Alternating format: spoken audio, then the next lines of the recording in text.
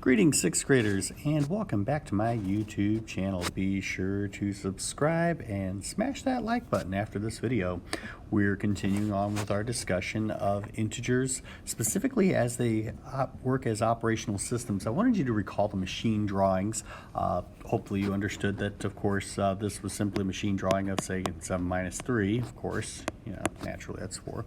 And obviously by now you know that 5 minus 7 is negative 2, of course. Sure. Now, the question is, what happens if I combine these machines and create, some other subtraction operation? That is to say, I'm effectively saying 7 minus 3 in quantity minus the quantity of 5 minus 7.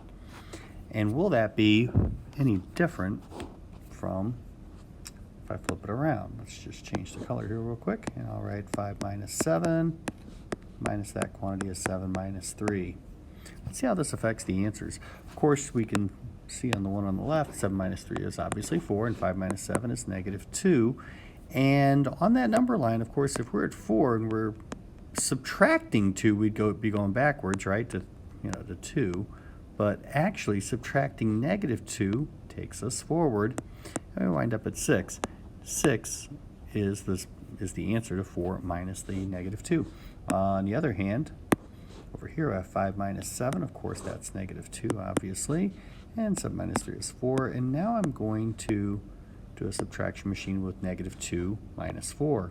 So, with this, of course, if I'm at negative 2 already, so 0's over here, of course. And if I'm at negative 2 and I go backwards 4, because that's what subtracting 4 does, I'm going to wind up at negative 6. As you can see, changing the order definitely changed the outcome of those two different expressions. So I wanted to throw in this little common vocabulary thing right here.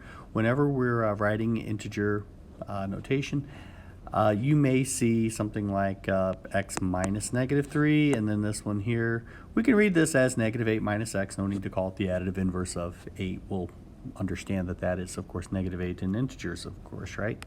So, moving on to our discussion of operational systems today. So we can see that integer subtraction is an operational system. Anytime I subtract two integers, the result is always going to be some integer, just like integer addition is also an operational system, simply because it's an extension of whole number addition. Subtraction, of course, was not available to us in whole numbers, because if I had 2 minus 5, I would get something that's not a whole number. But that's not an issue with integers. So I'm going to be interested in what kind of properties such operational systems possess. So is this commutative? Let's start with this one right here. In fact, I'll use it in different colors here. Integer subtraction, we can see it's not commutative, because when I go to take like 2 minus 4 and 4 minus 2, one side has negative 2, the other side has 2. Those are not equal, so definitely no for the commutativity of subtraction. If I was doing subtraction, let's say I was doing something like this, and I'll use the exact same numbers in a subtraction sentence, but I'll wrap parentheses. We'll try this out. 4 minus 5, of course, is negative 1, and negative 1 minus 2, go down by 2 more, is down to negative 3. 5 minus 2 is 3 over here, and 4 minus 3, oh, that's 1. It's not even close to being equal. So no, it's not associative either. Here's something that surprises students. When I ask about does integer subtraction have a neutral element, students want to say yes, because 5 minus 0 equals 5, right? It makes sense. Neutral element, of course, of a set, that element on a set where you perform the operation, and doesn't change whatever it is you're operating on. However, the neutral element also has to work in reverse. And this is not the same. So this has no neutral element. It's not commutative, not associative, and has no neutral element. So pretty clearly it's not going to be invertible. I don't even have to discuss it, honestly. On the other hand, integer addition does in fact display all of these things. So 3 plus 6 equals 6 plus 3. And if I wrap parentheses around some expressions, like these, for instance, I'll still get 11 on both sides. One side will turn into 9 plus 2, while the right's going to turn into 3 plus 8. But they're both 11. Neutral element is 0 on integer addition. Is a yes. That neutral element, of course, is 0. And we can show that integer addition is in fact invertible because it can be proven, I should say, that every integer is going to have some additive inverse. So 6 has an additive inverse of negative 6. Negative 14 has an additive inverse of positive 14, and so forth. So yes, it's invertible, but subtraction was not. So, excuse that duplicate page there. And one more thing, suppose x and y are integers, then x minus y will be the solution in set of integers of this open sentence. This works because of that idea that it's invertible.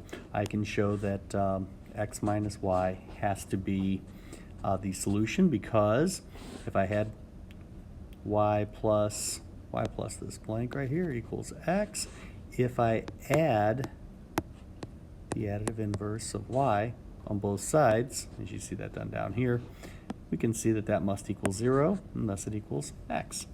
That is to say,